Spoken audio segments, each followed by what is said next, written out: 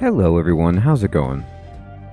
Dr. Incompetent here, and let's do a complete beginner's guide for Dustland Delivery, shall we?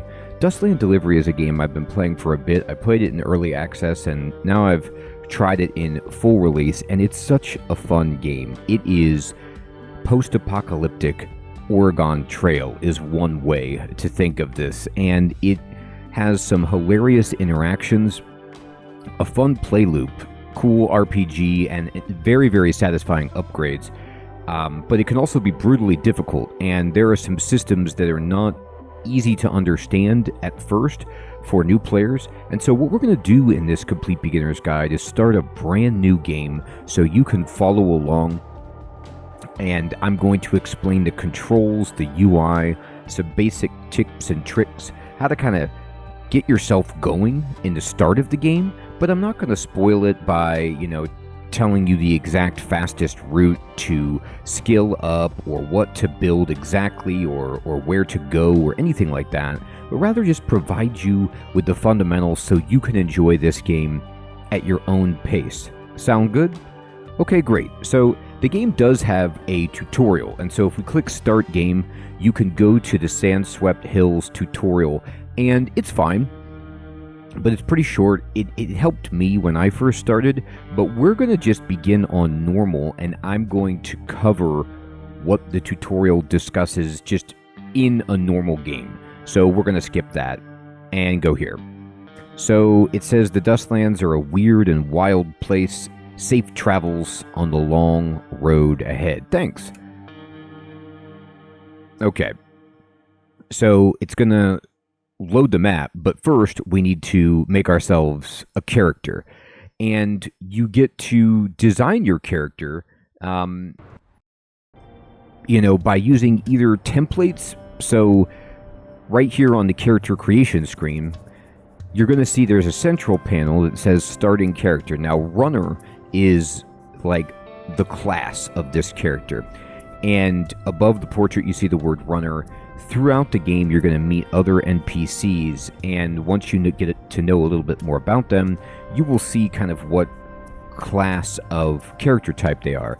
Because in Dustland Delivery, you start with just one driver, but you can immediately start bringing more people onto your crew. It's a big truck, and you want more people in your crew for a variety of reasons. And when you pick people, you're trying to make a good combination. So I said variety of reasons. One of the reasons is you really need specialists to do different types of labor. So you might want somebody who is, for example, as you see the skills and stats here, you might want a hunting expert, or a fisher person, a cook, a chef. Maybe you want somebody who's good at crafting, somebody who's good at fighting. You definitely want a fighter, a crafter, somebody who can make and gather food, and maybe even somebody who's good at talking to people with Speechcraft. But you do the best you can to just make sure you have a nice combination, because in Dustland Delivery, what it does is if there's a skill check, most of the time it uses your party's highest skill. So regardless of who's doing the interaction, usually it's kind of like the group is doing an interaction, and whoever has the highest skill, it will determine what you roll at. So you want people with high skills in different areas so that you're kind of good at many of the different things that the game presents. Now, you're not always going to be able to be great at everything, but that's something you want to keep in mind. The other reason you want to have multiple crew members is because people need to sleep in the game, and you want to switch drivers. So somebody could sleep in the back while somebody else is driving, once you get that set up. Okay, so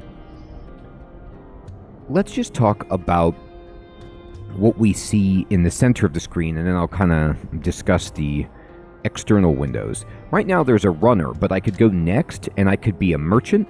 You see my skills changing here. I could be a merc. I could be a bard. I could be an adventurer, a sharpshooter, an android, which is hilarious, a mutant, which is also hilarious, and then back to the runner. Now, the runner's stats are not great, but the stats aren't all you get.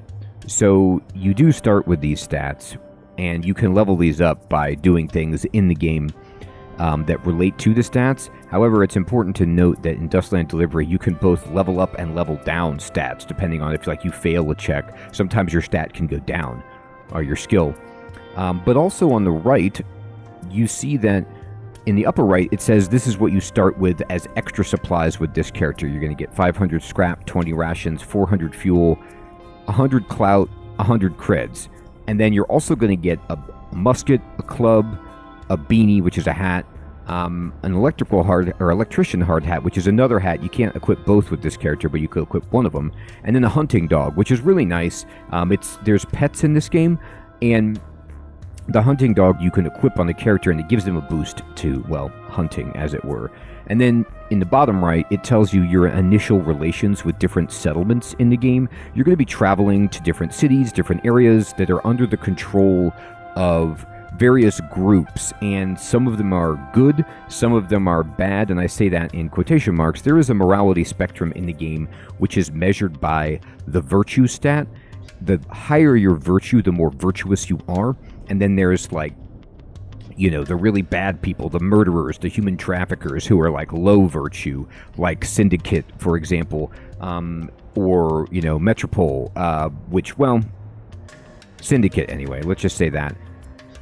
You might have negative relations with, but these are just your starting relations, and these can move up and down based on how you interact with them, if you do quests for them, etc. But if I go, let's say, to the next panel, to the merchant, you see this changes. So my relations change, my supplies change, my equipment changes, and we start with a parrot, for example, as the pet with the merchant, and we start with a bunch of extra money, which makes sense. Building materials do not have a super use at the very beginning of the game, but they become better the further you go. You can actually find settlements that you can kind of adopt as almost like a home base that you can build up and then come back through that area and stock up and get food and shelter for cheap, but you have to perhaps defend it with people and walls and things like that from raids, but that's much further into the game. And this person, the merchant, is terrible at fighting, and you're really, really good with the Syndicate, for example. The Merc is, well, great at fighting, and you start with a gun, some plate armor, and a nail bat, which is exciting. The Bard is the people person.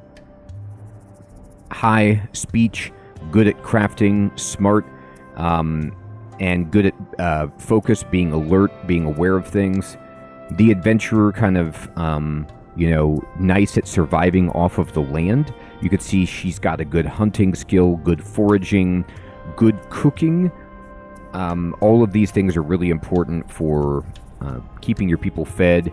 The Sharpshooter, who is, insane focus and starts with a shotgun and a blade, for example, but has a drinking problem, as you could see there, and then the Robot. So what do I think is the best for us? Honestly, all of these are fine. I think that it's reasonable to start out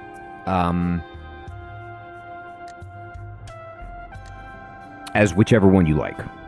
I will tell you that the android and the mutant, well, not maybe as much the android, although that it's a different game with the android, because the android doesn't eat food, eats fuel. Well, I should take that back. It doesn't.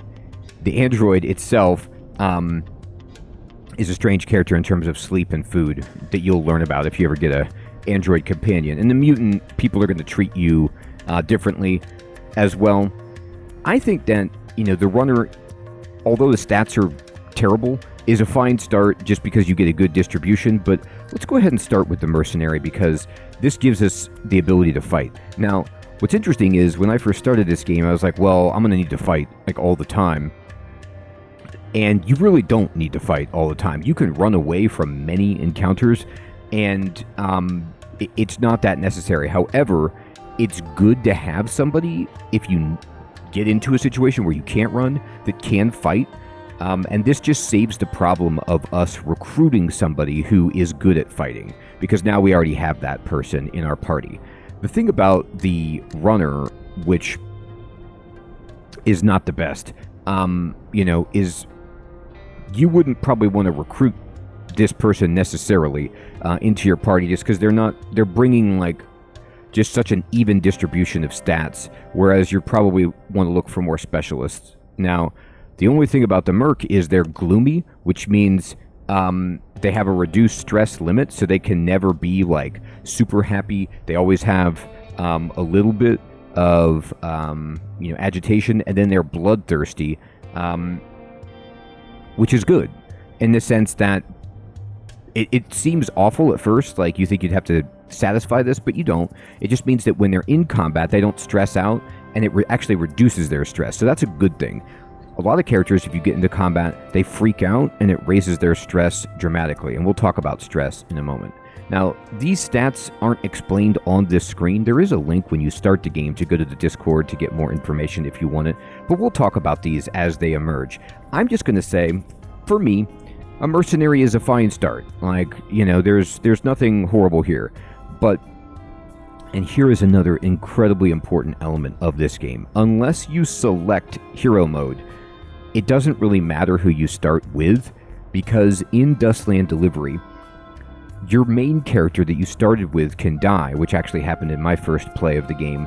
But as long as you have somebody on your crew who is still alive, then the party survives. It's almost like the truck itself is the game file, and then the passengers can come and go. Now, you don't want them to die, but it's interesting to note that this character could die, and we could just be somebody else and take over instead. You're really managing the truck and the crew externally, and not necessarily this person, unless you select hero mode. So in the upper left, let's now talk about this. If you do select that, you play as the starting character instead of the truck. But I want to play as the truck, and in fact, for our guide, we're not going to use any of these. These change elements of the game, and the only one I would recommend if you're a new player and you're finding it too difficult is to use ascetic mode, because this means that like your person just doesn't need as much stuff. They're not as demanding. Makes it a little easier, and that's for everybody in your party. But we're going to go with just none of these checked, and we're going to keep it as is. Now, you can also create a custom character if you want to not use a template, and that is absolutely fine if you'd like. I'm just going to use this to get us going. In the bottom left, you'll see our truck's stats as well, and you'll notice that the truck stats do not change with the people that we select. It's just, this is what we start out at. And I'm fine with this. I'm going to click confirm. And so it begins. Until today, you were just another ordinary Dustlander, a small-time merchant in Valleyville. It was a simple life, but a comfortable one, and you never saw the Dustlands with the cynicism others seemed to.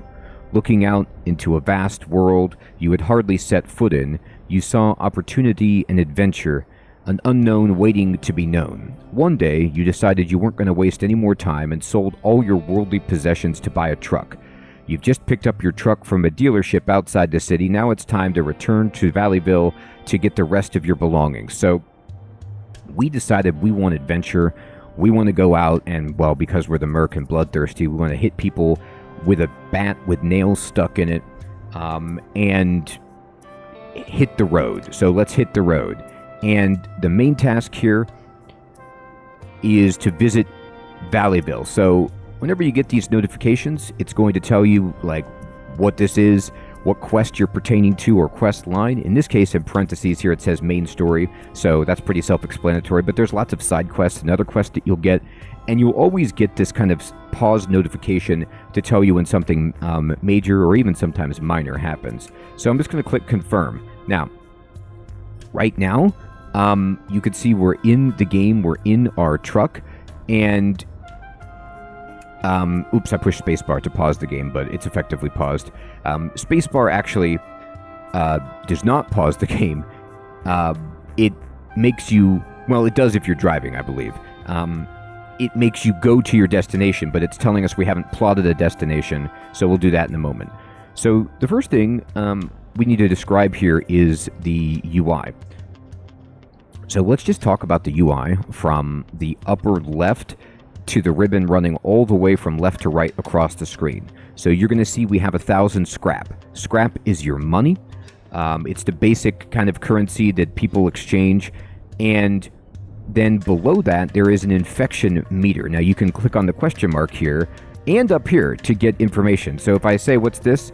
And risk represents your chance of being attacked every hour. The higher a location's infection, the faster your risk will increase. So what this means is, right now the infection is 0, so there's nothing risky about this area. We start in a really safe place.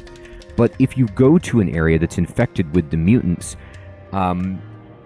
it's dangerous. And if you're just passing through and driving really fast, it's a pretty low probability that you will be attacked. But if you stay there to perhaps scavenge for and salvage goods and stuff, the longer you stay there, if you try to camp there and sleep there, the longer you stay there, your risk is going to go up until you get into an encounter where mutants are swarming and attacking your truck and you need to, make a getaway or fight them or something. So always keep an eye on this.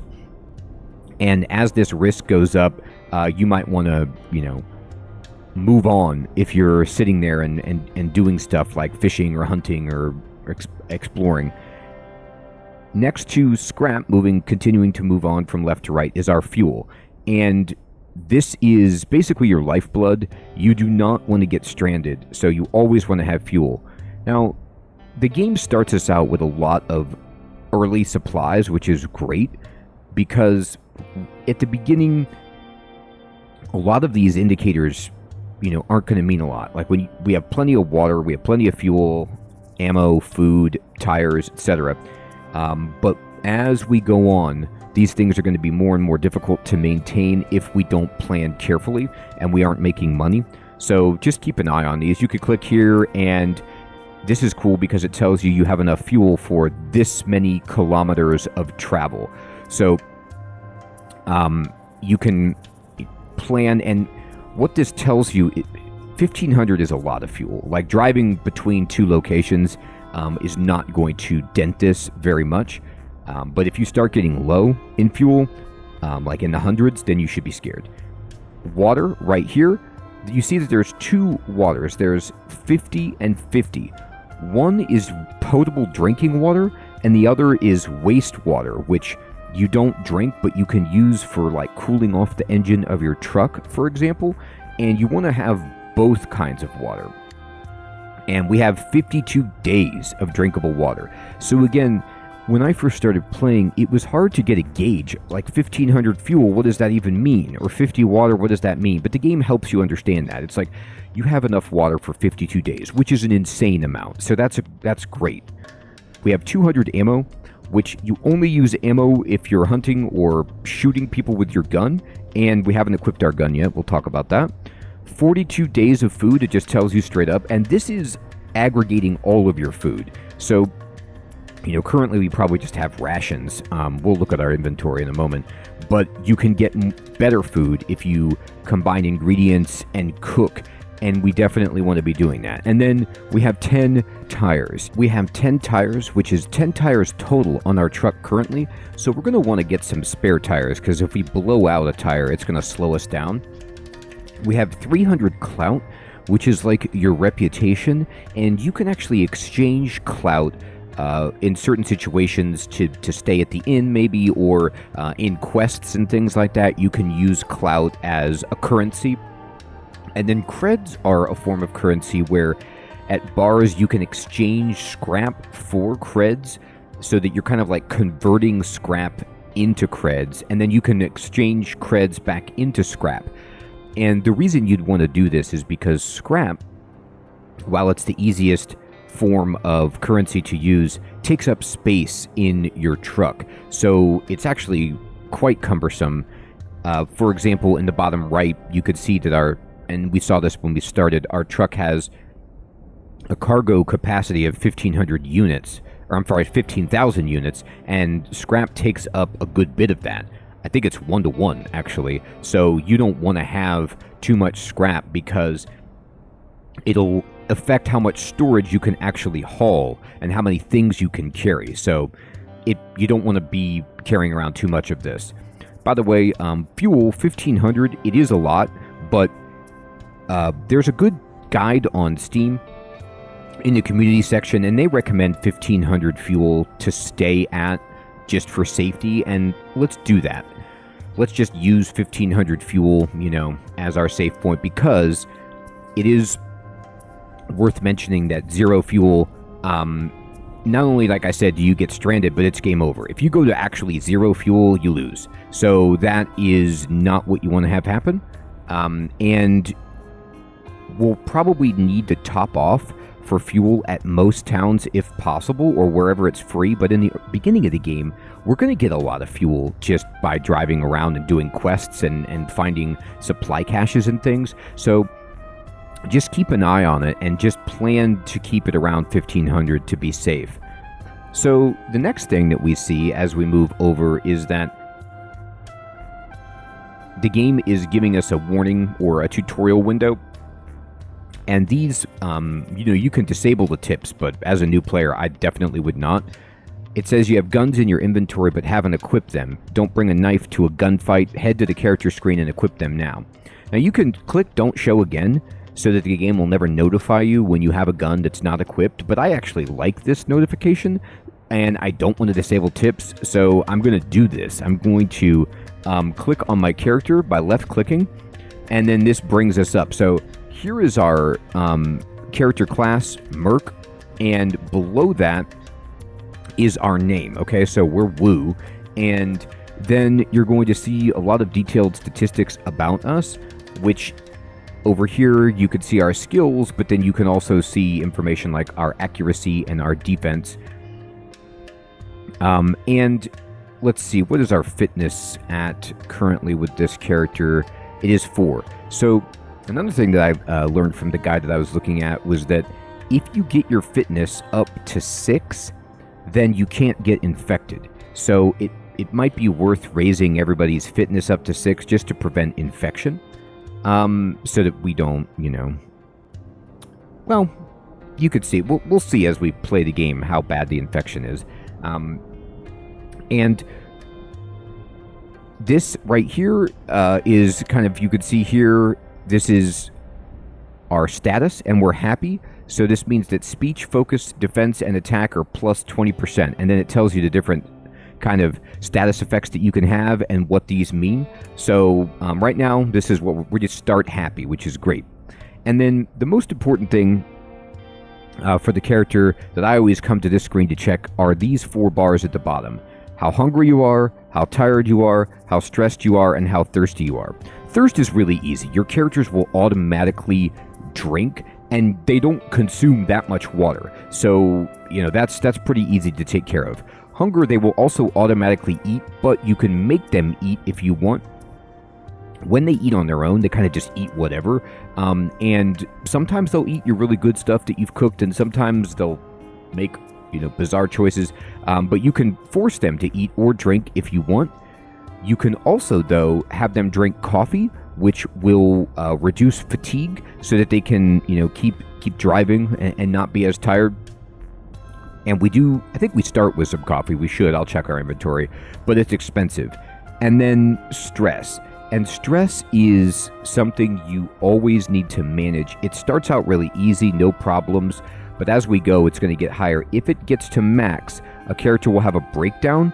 And it can be awful. I believe in my game, I had a breakdown when a character got to max stress where they attacked and killed somebody else in the party, or something to that effect. They didn't kill them, but it was awful, and you don't want that to happen. So we're going to manage stress, and we're going to talk about the ways to do that. You can also drink alcohol to significantly reduce stress. However, if you drink alcohol, your character becomes drunk, and when they're drunk, as you can see over here, they can't fight or drive. It gradually reduces stress, and it says will sober up after a while. So first of all, pay attention. they can't fight or drive. So if somebody is drunk and you get into a fight, they're useless. And if they're their only driver and they're drunk, you can't move. So this is not something you really want unless you've got time to kill and you're in a town and maybe you want to go to the bar or something like that and just, wait for days. But when it says will sober up after a while, it takes a while. I swear it takes over a day sometimes.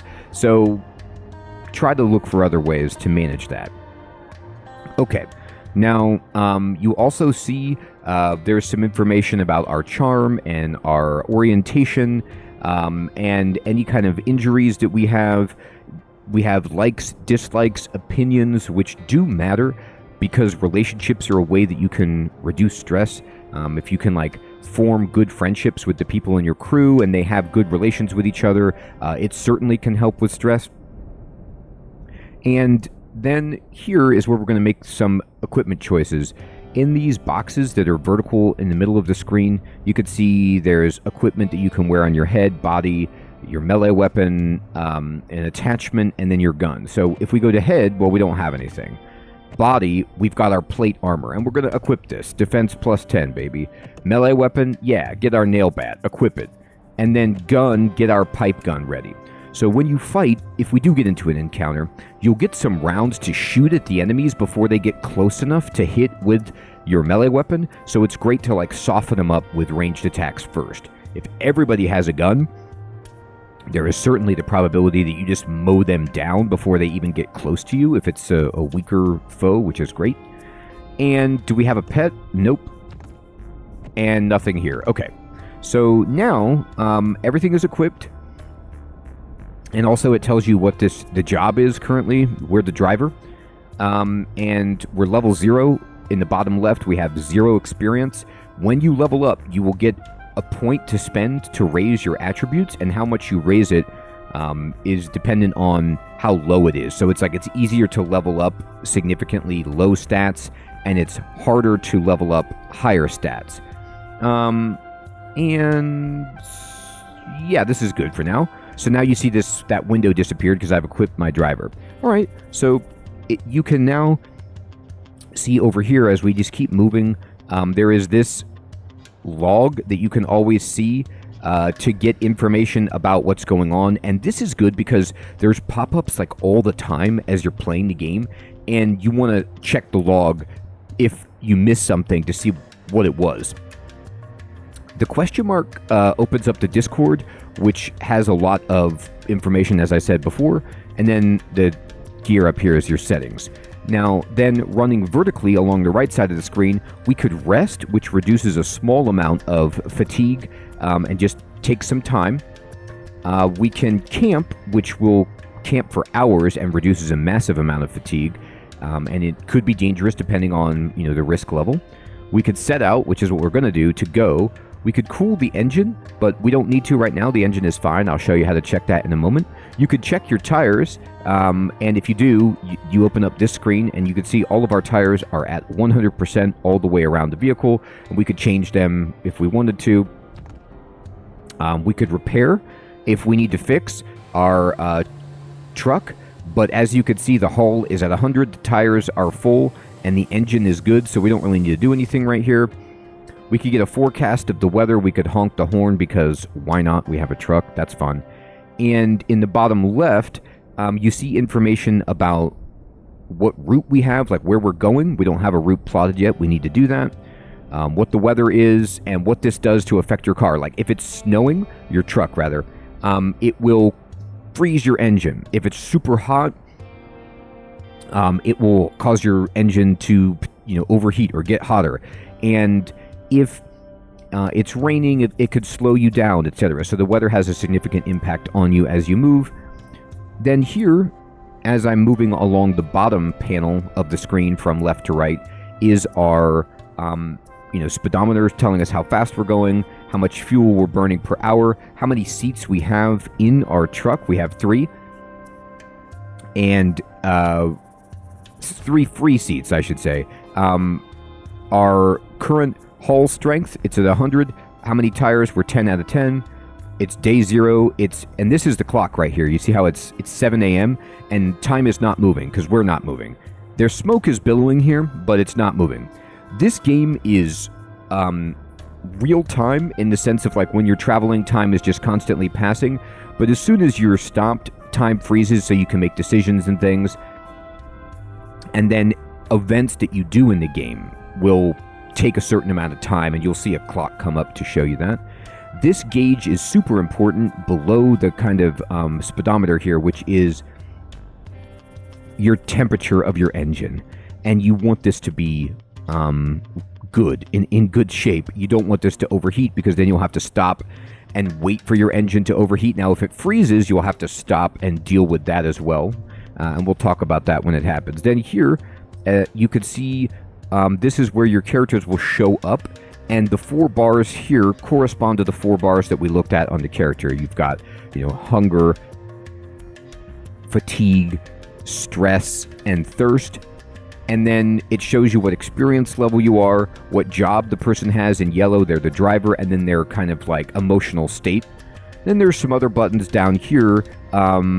Automation, crew, faction, parts, which are upgrades for your truck. We'll talk about some of these buttons more when they become important. Crafting, super useful. We're not going to do it right now, though, because we don't really have anything to craft with.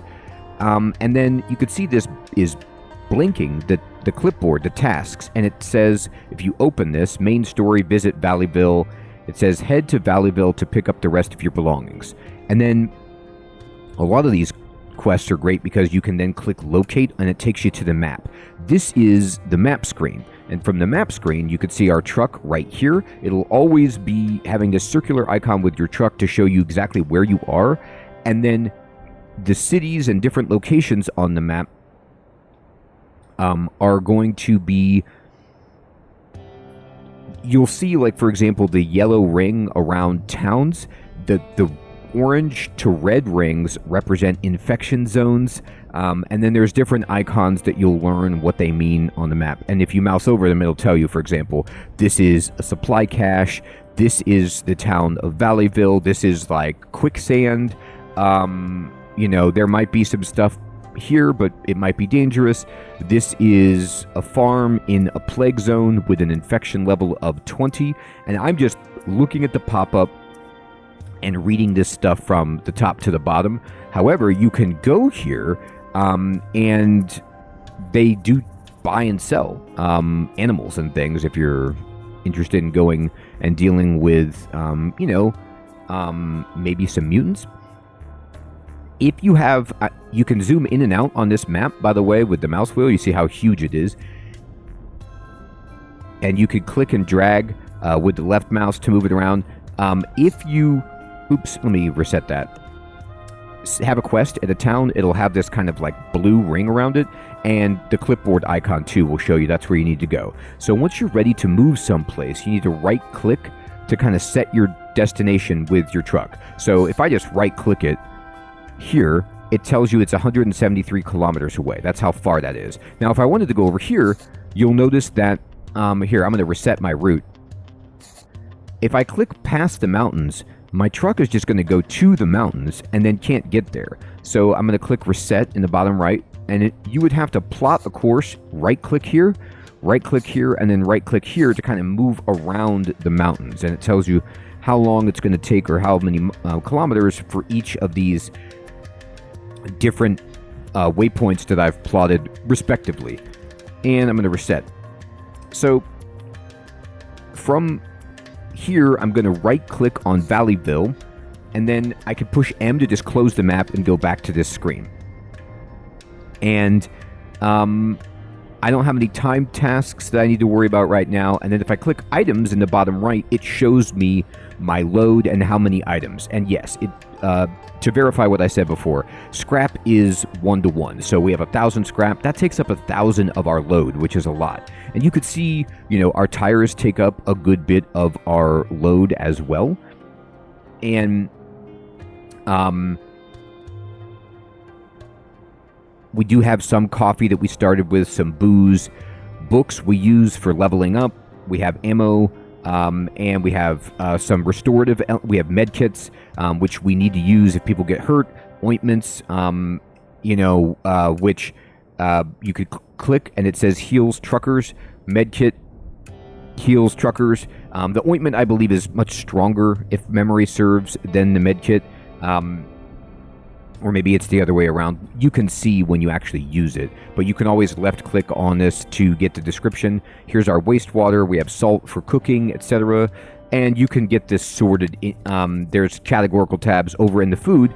We have 80 rations, but we actually do have some vegetables and pork and bread if we wanted to do a little bit of cooking. Is our character good at cooking? No, that is a 1. Wah, wah. Okay. So now, if I push spacebar from this screen, you're going to see the truck is going to start moving, and that's because in the bottom left, you see to the next waypoint that I set, it's 143 kilometers away, and it tells you how much time it's going to take. 3.6 hours to get there. So I'm moving along here, and as you drive, like I said, Oregon Trail with this game, you start to come across just random events. Your map should look mostly the same as mine, but there might be some different, I think everything is going to be the same, but the location of some of the supply caches or scavenging areas might be randomized. The towns will be the same. But these events, maybe some of them are scripted at the beginning of the game, but they will start to be random, and you will see different things than I am seeing because it's a kind of a dice roll of randomness going on. And it says, not long after setting out, you remember a story. An old-timer once told you about some hapless trucker who got so tired while driving through the Dustlands that he fell asleep in the middle of a plague zone. This is a scripted event, by the way. The infected didn't let him sleep for very long. You think it might be wise to hire some help once you get to the city. So, hint, you can hire crew members at the bar. Makes sense. So yes, we do want to hire a crew member. And it tells you, main story, helping hand. They actually want you to get a crew member. I guess I should have mentioned, if it wasn't already obvious, what is the purpose of this game? The purpose of this game is to complete the story quests, of course, but it's to just make money and prosper as a delivery driver, and you can do that however you want. It's a sandbox. You could go quote-unquote evil, quote-unquote good. You could go, a person who just does goods. You do quests. You scavenge the wastelands, or maybe you try to focus on settlements, or maybe you do a little bit of everything. You really get to choose how you want to play the game. But as long as you're making money, leveling up, and maintaining your truck and upgrading it, you're going to be doing just fine. So you could see we have the task button blinking because we now have this helping hand, and they want us to have more than one crew member to complete the quest. So if I go to the map, you can see our progress, and we've gotten a little bit closer. You can click depart, and it will take you back to this screen. You can't drive on the map screen. You drive on this screen, and it says, you must have 8 virtue to enter the city. Current virtue 5. They don't trust you around these parts. So the downside of having the mercenary background is that we're not virtuous enough to enter, because 5 is not bad, but they're like, you look shady, like you have a bat and a gun and armor. Like, why do we want to let you in? So you can leave, but we don't want to leave. This is the quest. So we're going to try to enter. Now, when you do this, you get to this screen, which gives you various choices. You can force your way in, and if everybody in your crew has an attack level of 100 or more combined, then you can just force your way in. You could say, we get to come in. We can spend 20 clout to try to talk to the leader. We could also just pay them to get in. We could pay 200 flat scrap, or we could try to bribe them at a 50% chance for 80 scrap. So these are your choices, and I'm going to try to bribe them, and it says we lost scrap 80, but we got in. You have arrived in Valleyville, a large city in central Dustlands, a lawful place with abundant resources and well-built amenities. Great. So we made it.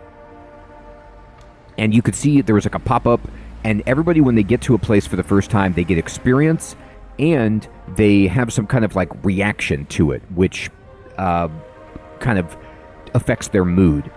So, task completed, visit Valleyville. And you can see right here, first to visit Valleyville, and this is for every character. So the Merc, this is their first time here, they get some experience. They get 500 flat, and then you get a bonus to experience gain based on your intellect. Intellect is a super important stat. It's one of the most important stats, and we want somebody with a high intellect in our party for passing a lot of the quest requirements. And also, it just means you level up faster, because you get more experience whenever you do anything. And it says, arriving in Valleyville, you withdraw the remainder of your scrap. It should be enough to get you started. You also discover that you've inherited 2 land deeds, one in Tyrannus and one in Starlight City. They've been gathering dust for so long that you're not even sure which ancestor left them to you.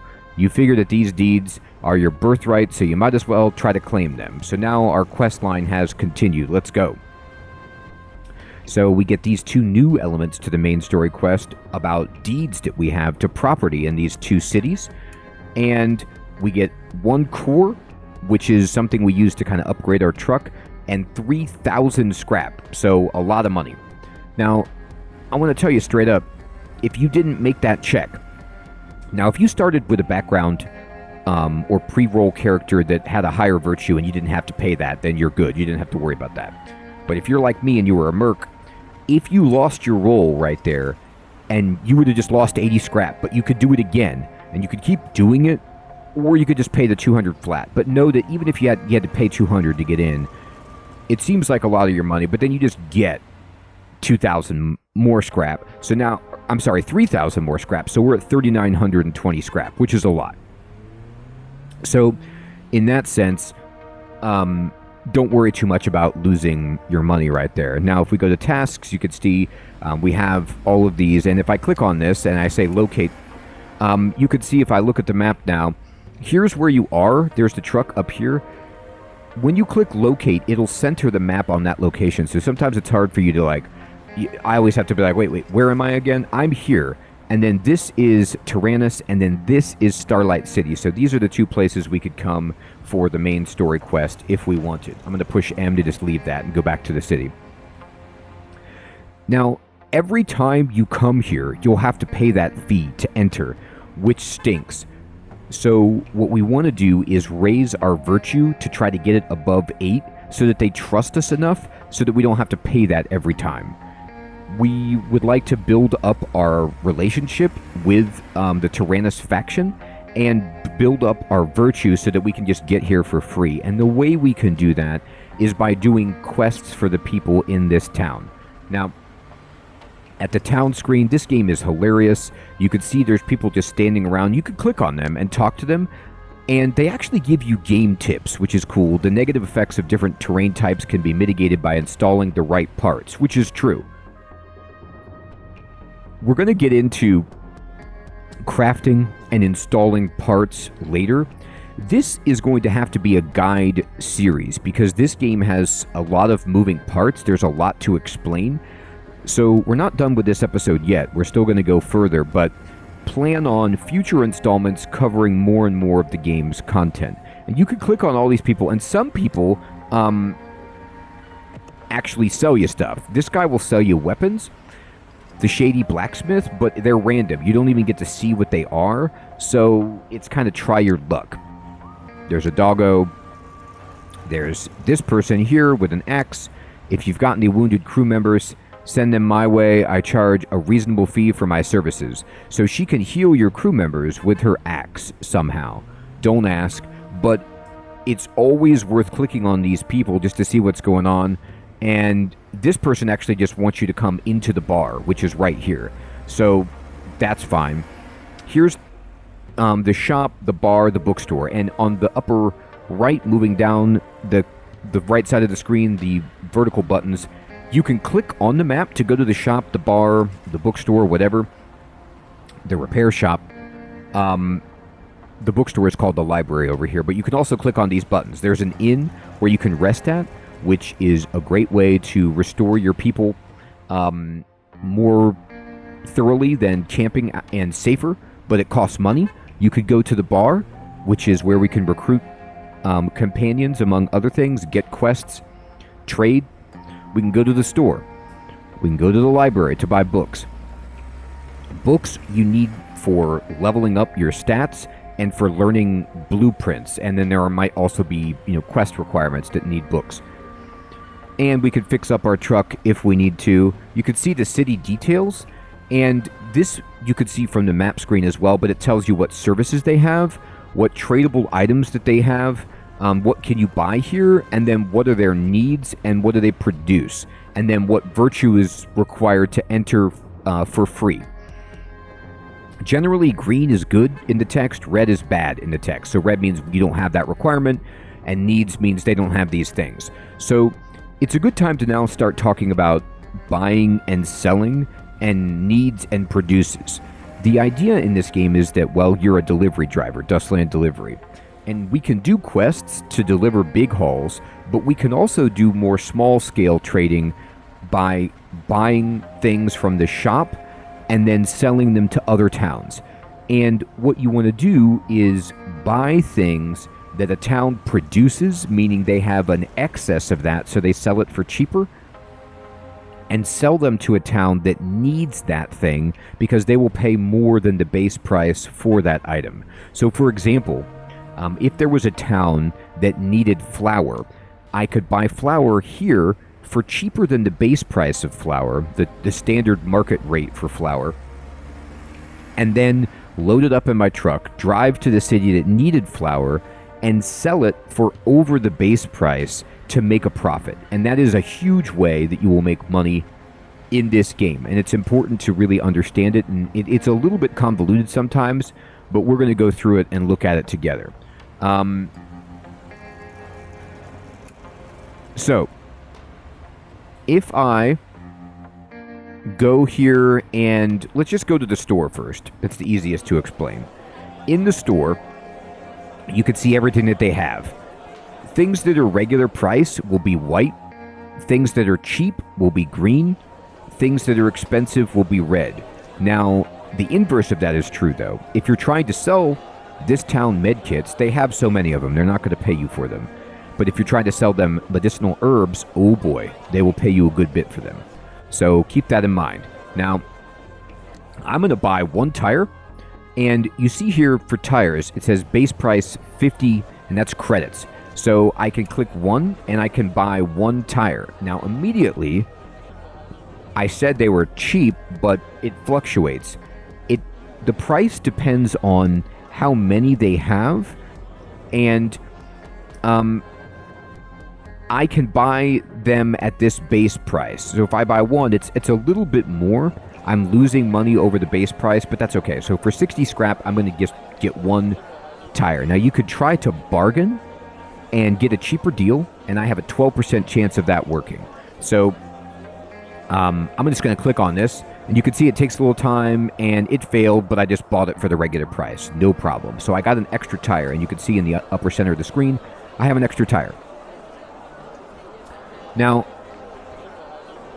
if I wanted to buy low and sell high, I would be buying anything here that's green and selling it. But currently, I don't know necessarily where I'm going. So what I do is I take note, of course, of, what is cheap in the city and where I'm going, and then stock up. It's important to say that you don't want to buy things several times when you're in town. And what I mean by that is, if I go back to buy a tire, this price hasn't changed. But if I bought a bunch of their tires, and then I went to come buy tires again, because they had less tires, they would actually be more expensive. But you can try to lock in the rate sometimes, and you generally want to buy or sell as many at one time as you can to get the best rates. So don't buy just a little bit here and there of one item.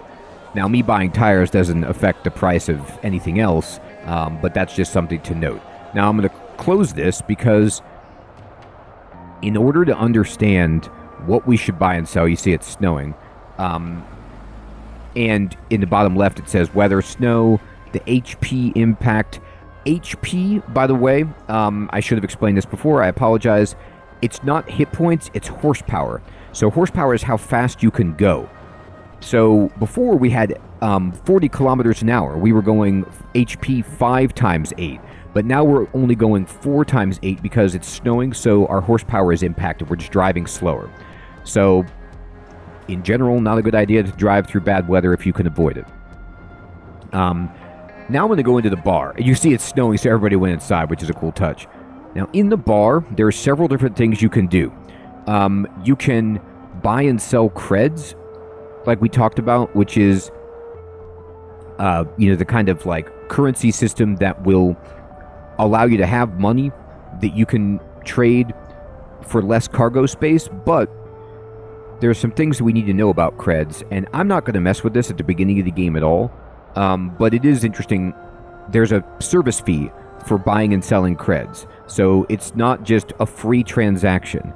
And also, your reputation in the town will affect the rate of creds, like how much they charge and the exchange rate. So like if a town hates you and all you have are creds, then you get less money. So there's no impact in that way on scrap. So scrap is just generally easier to deal with. There's the labor market if you want to, be buying workers for your town, or but we're not at that point. And you can have somebody drink if you want to reduce stress if you're interested. You can also gather intel.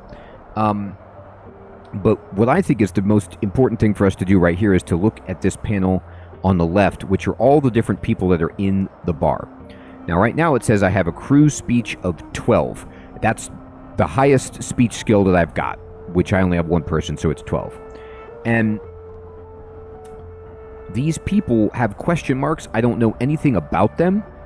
And if I click interact, I will learn a little bit more about them and get experience. So it's a great idea. But also, you could see what they're here for. So if somebody has this delivery handshake icon, that means they want you to take something someplace. So that's totally fine. That's a job, and we want a job. And what we want to do is try to match up a delivery job with goods that we can buy and sell. A bounty would be like, well, we're going to go hunt somebody down. This person wants to sell us some junk, which is good for crafting. And then this person says you can hire me to be a crew member.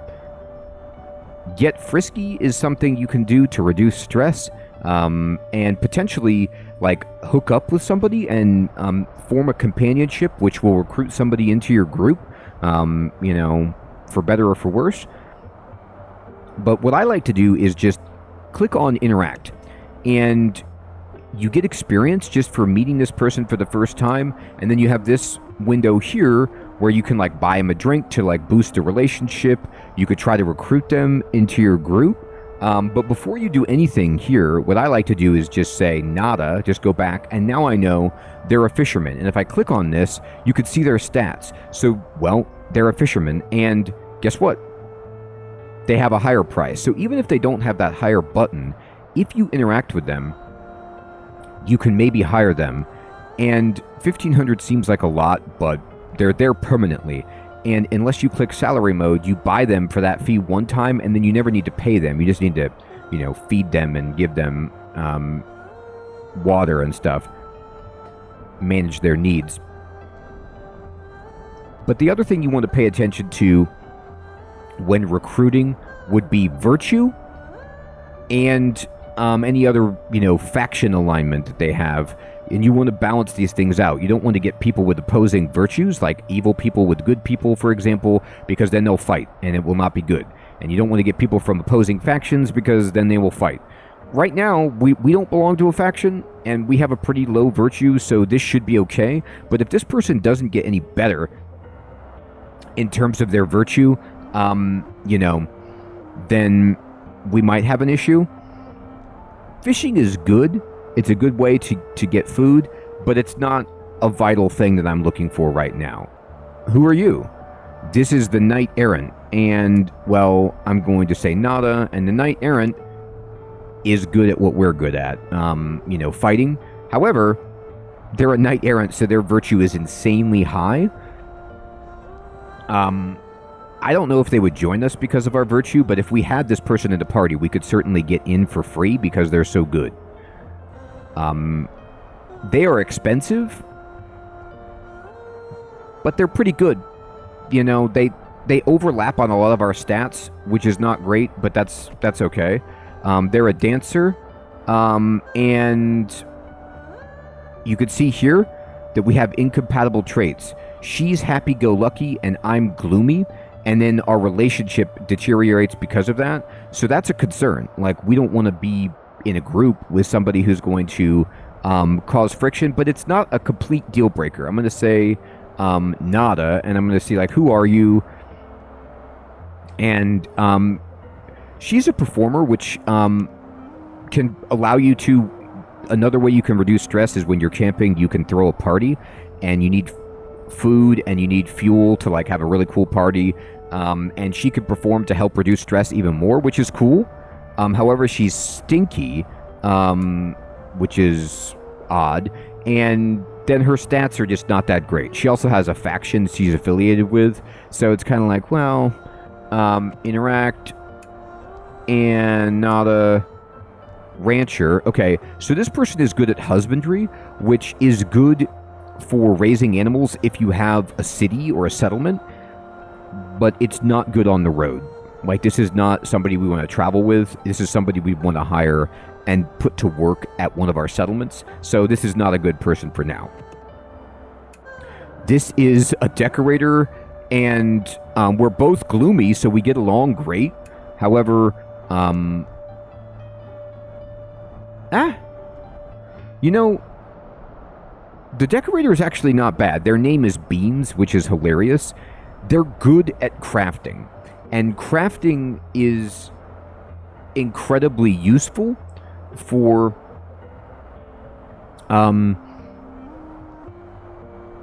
making items for our truck, items to wear. They have a good intellect. They're virtuous, which would allow us to get into town for free. And they're only 900. They're a night driver, which means they're better at driving at night.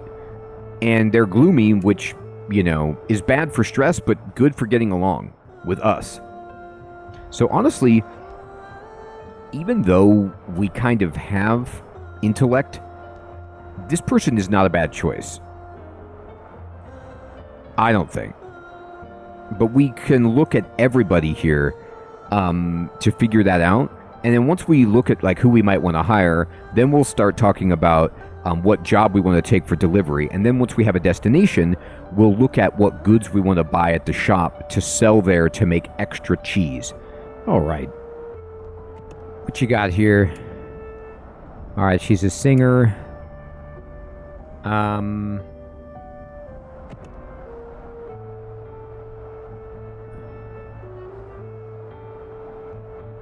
She's cheap. She's drunk. She's awkward. No thanks. We don't need that right now. What are you, bandit? Okay, they're both bloodthirsty. So this is another good, you know, relationship. She's really expensive, and she's affiliated with the Dust Wolves. But she's good at fighting, kind of like what I'm at. So it's not enormously helpful.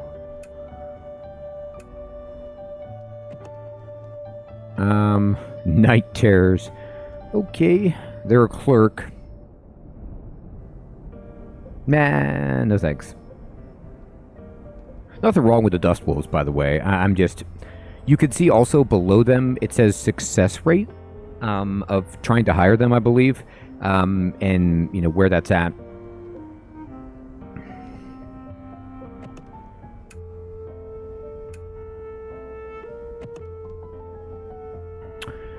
So, again, you know, somebody who's high in speech.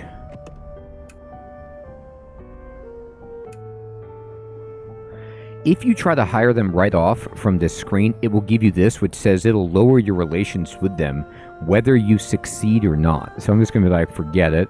And Woodsman, she is very good at hunting and farming. And cooking, which is not bad.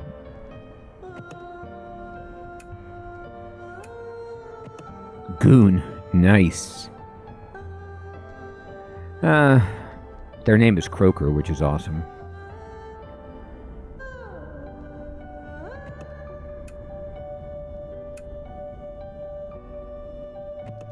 Shock Troop. Now, this means like we didn't even learn everything that we could learn about them because our focus isn't good enough to be observant. But either way, they have a high attack, which is kind of just not the best synergy for what we've got going on. The Shaman.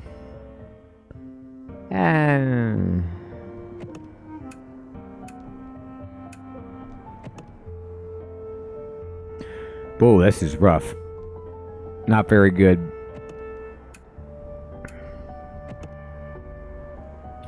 So here's a virtuous adventurer who's good at fishing and foraging, which is okay. And let's see what you got. What you got? The Drifter.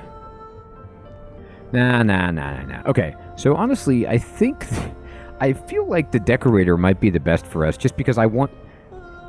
What we want, the main things that we need, we're looking for good focus, good intellect. We need good attack, which we kind of have. I like to have cooking. But I like this person because they get along with us, they're gloomy. And they have high intellect in crafting. So I'm going to try to get them. I'm fine with this. And I'm going to say, hey, buddy. We're going to try to recruit them. It might not work, but I'm going to try. And your relations with this character's faction are too low. They don't want to associate with you. We can spend 300 scrap to buy them a drink. Okay, so what that means is we lowered our relations because we failed, and then now our relations with this city are so bad that this guy won't even hang out with us. So, not great, right? We got the Knight Errant, though, which is a possibility. And so, the Knight Errant is good at speech, intellect, virtue, focus. Very, very good at a lot of things. But they probably won't want to work with us, but we could try. Okay. And we got to this screen, and we're going to say hire. It's expensive, but I'm doing it. Bam. And we completed this. Our crew intellect went up. There's strength in numbers. If you have 2 people taking turns driving, you won't have to stop to rest as often. So that was a very expensive hire. Almost double what some of them were, and more than double what the Decorator was. However, this has the benefit of raising our overall virtue, and lo and behold, you see the badge on our main character. It's because they leveled up. So once you level up, you can come in here, click attributes, and we can raise something. So I feel like I am going to...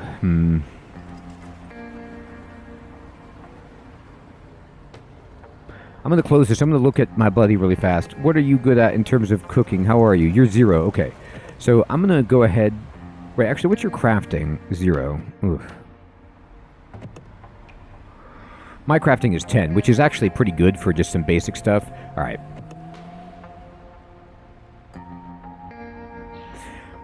This is... I'm not going to put a lot into cooking, but if I just spend... If I upgrade cooking from 1, I don't even have to spend any books to do this, and I will get +6. And this will allow me to cook some simple dishes on the road, which is helpful. If you cook dishes and you consume them, most of the time, if they're pretty good, they will also reduce stress or have some other benefit. So cooking food is terrific. Okay. And now we have a crew member, and the next thing we want to do is go back. Okay, it says right here, virtue divergence. The difference between your crew's virtue level is too high. This disparity may result in disastrous consequences when making certain event decisions. So this is important to keep in mind. As long as we try and stay virtuous, we should align with our Knight Errant. Make sure you trend in that direction if you want to keep them around. I'm going to go to the bar, and we need to get to delivery. Where do you want us to go? Okay, so this is the first time the Knight Errant is interacting with this person, so they get some experience for doing that. DVD, and they want us to go to Central Gas Station. Now you can locate this. It's actually up here, so we're here. We'd have to go across this river and all the way over here. I don't want to go there. I would like to go to Reedville or to Tyrannus or Crewtown right now. So I'm going to return. I'm going to say no thank you. And I'm going to go to delivery here. Now they hate us, so I'm not going to pay for that. Let's see, what else? Other deliveries do we have? Central Gas Station. Okay. Alright. Nope. They don't like us, so we can't deal with them. Okay. Central Gas Station. Okay. Now, let me see. Let's see if we can find anything. Crewtown. Okay. So, one thing we did find is that we could try to take as many of those Central Gas Station contracts at the same time, as long as we had enough room. And if we delivered all of them, we would get a nice boost. So that's very attractive. Now, Crewtown is super close, which I like. And where are you going? Crewtown. Okay. So these are two Crewtowns. So this one here is, it says here, Crewtown has purchased vehicles, and we need to deliver these bicycle boxes that weigh 600, and we take it to Crewtown, which is super close, and they're going to give us 1,000 scrap. So I'm going to get this task. And now you can see our cargo has gone up to about 8,000, but I'm actually going to go down to the Adventurer, and I'm going to take this one. They want us to deliver the art to Crewtown. It's weight 1,000, and we get the task, and now we go up to 9,000 here. And by the way, it was 600 was the weight, or 800, I can't remember what the number was for the bicycles, but it was times 4. So you had to multiply that by 4 to realize how much cargo it was actually going to take up, and the art is 1,000 times 1, so it was just a 1,000 increase. So now we have 2 jobs going to Crewtown, and you can see our cargo is up to here. We're going to make a ton of money going there. We have enough fuel. We did buy an extra tire. We're totally set on food, ammo, water. Fuel is fine, because if I push M to go to the map, you can see Crewtown is right here, and it's now outlined in blue with the kind of quest icon because we have deliveries going there. This is really, really close. We're actually going to get this supply cache and then go down to Crewtown. But let's look at Crewtown and see, what do they need? Tires, fruit, and rubber. Does this town produce tires, fruit, or rubber? They do not. Okay, what does this town need? So Reedville needs flour, and Valleyville actually produces flour. Reedville also needs cloth, tea, button, mushrooms. Just a bunch of mushrooms is what they want. Okay, so what we can do is buy flour here in Valleyville, stop into Reedville, sell the flour, and then go down here and deliver our stuff. And this is kind of like what you're trying to do, is budget a nice, efficient route where you're moving and you are completing both delivery missions that you pick up in the bar and buying and selling and playing the local economies. And that's what we're going to do. So I'm going to go back into town and push M, and I'm going to go to the store. I'm going to close this Virtue Divergence tip, and I'm going to see about buying flour. So you'll see flour is over here, and the base price is 25. So if I want to buy one,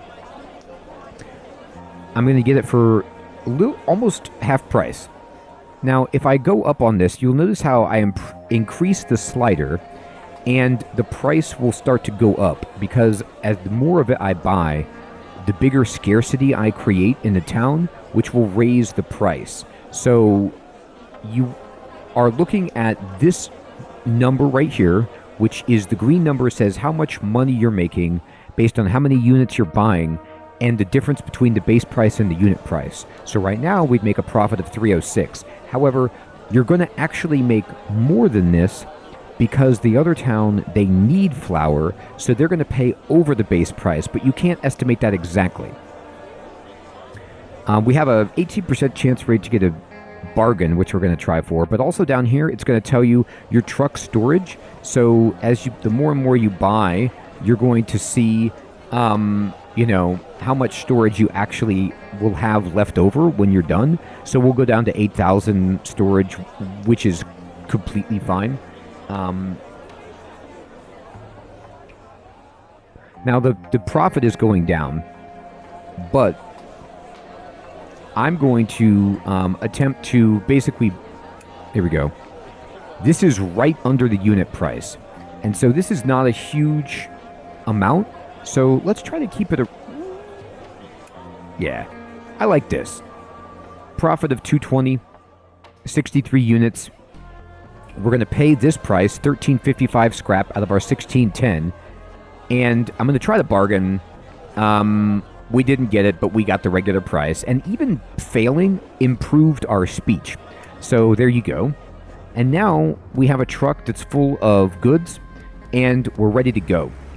I am going to say, okay, you can see if we go to our items, we've got the flour, we've got our fuel, we've got our food, we have the bicycle boxes, which were 600 each, the artwork box, we need to deliver these things. And if I just close this up, push M to go to map, this is where we want to go. Now I'm actually going to plot my route. I'm going to go here to this supply cache. It says in the upper left, if you mouse over, you get a tooltip. It says old route maps say this was a Syndicate supply station. So you can find some stuff here. You definitely want to check these out if you can. Then we're going to stop in here. Next stop, Reedville. And then we need to kind of pull out and then go around the mountain to get to Crude Town. So this is our point by point. And as soon as we push spacebar, we'll start driving this way and leave the town. Pick up the supplies, sell all of our flour, and then move around here and finish our delivery quests and try to get more quests and make more money to upgrade our truck. There's still a ton that we have to discuss, and we might not make it. The virtue divergence might not work for us. There could be disasters that befall us, but we've got a great start at this game, and I hope this is a good initial episode explaining the basics to you. Like I said, this is going to need to be a guide series because there's still so much we haven't yet gotten to, but I want to proceed organically and naturally through the game so you can see it with all of the context necessary for it to make sense. And in the next episode, we're actually going to start driving, making money, seeing the events as they emerge, try to expand our crew, potentially to one more member, try to craft, try to upgrade our truck and our people. I hope you have found this to be useful and fun. If you have any questions about Dustland Delivery, please post those in the comments below. I'd love to help you out. And if you are a Dustland Delivery expert and you'd like to clarify any mistakes that I've made or add any advice for new players, that'd be super helpful. Just leave those in the comments below, but make sure you do so in a way that's non-spoilery and not too detail-oriented so that new players get overwhelmed by in the weeds kind of depth. I would appreciate that so much. Everyone, thank you again for watching. I'll check you in the next one. Take care.